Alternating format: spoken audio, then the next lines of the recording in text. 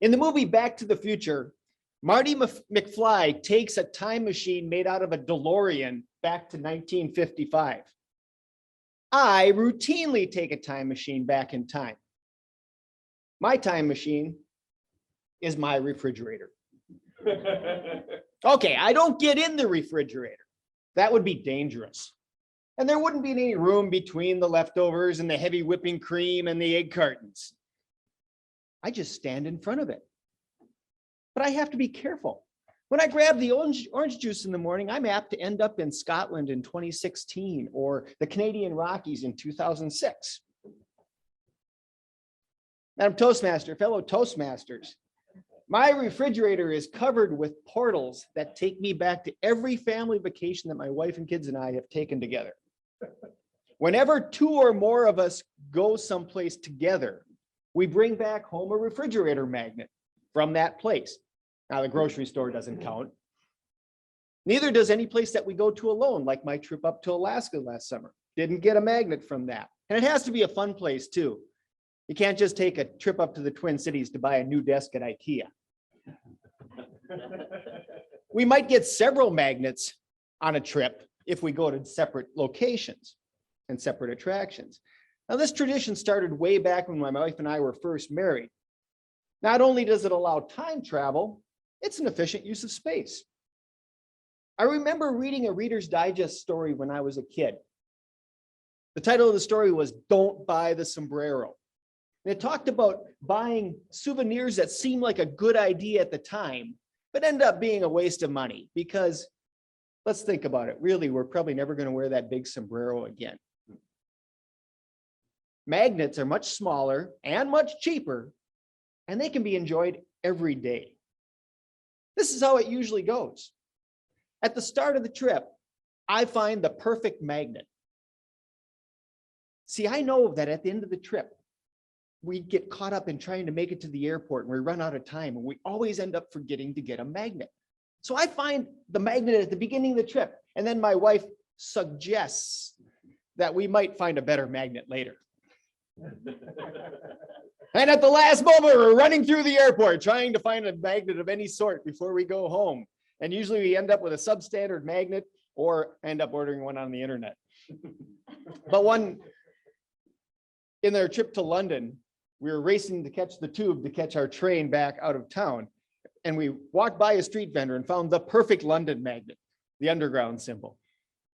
Now come along with me on a quick trip through time and space. When I look at this magnet, I can remember that linguine with lemon zest that I cooked over a camp stove up in the Canadian Rockies. I can taste the best steak I ever had in my life at a little cafe up in Montreal back in 2016. And I can taste the lousy spaghetti that made our whole family sick on our first night in Orlando back in 1998. I can smell the eucalyptus and the cedar and see those big redwoods as I was carrying my toddlers through Muir Woods in 1992.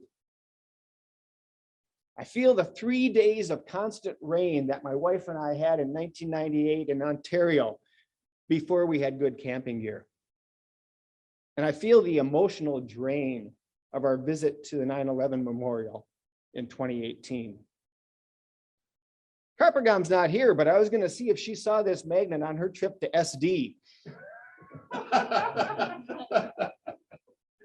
And of course, every year, my family and I take a Boundary Waters trip through Tuscarora Outfitters. So it's hard to keep the trips separate. We have to label the back. And I think I've financed the retirements of 3 owners of Tuscarora through our little tradition of magnets. Sometimes there aren't any souvenir shops where we go or magnets for sale. So we have to make our own out of keychains. Or maybe pins. Or patches. Or fossils or rocks. A little epoxy and a button magnet turns any object into a refrigerator magnet. Timing chips from marathons that we ran in different places. And epoxy also comes in handy because my granddaughters love to play with magnets on our refrigerator and they break them routinely, the sweet little dears. And the poor gorilla from the Como Zoo lost his Como Zoo sign a long time ago.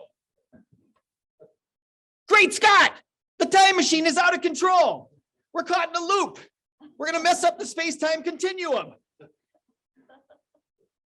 Is it our density to end up lost in space, lost in time? Oh no, oh no.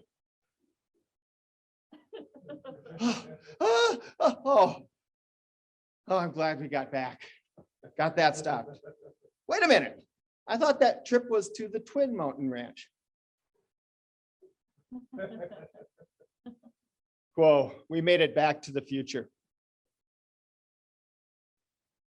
Our tradition pretty much guarantees that I'll never have a stainless steel fridge because the magnets wouldn't stick. I'd have to cover it with a sheet of real steel so they would stick. We rarely have doldrums in the Weckwerth family. If I live to be 100, I'll probably need 2 refrigerators. It's amazing how many times and places I can visit in my time machine.